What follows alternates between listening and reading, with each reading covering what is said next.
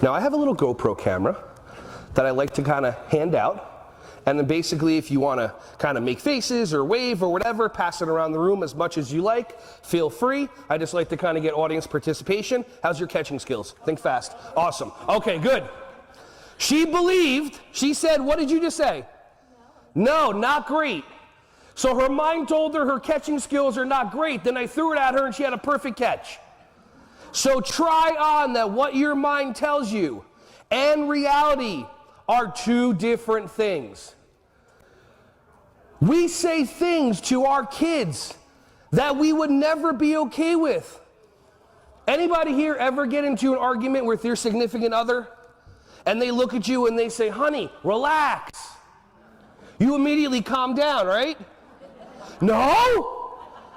Then they say, sweetie, take a breath, you'll feel better. And you go, oh, thank you, let's continue the conversation. No! But then you have a kid in your class or in your family childcare that they're doing the fake crying without the tears because they haven't figured out tears, and you're sitting there, relax, breathe in, take a breath, there's a tour coming, relax, breathe.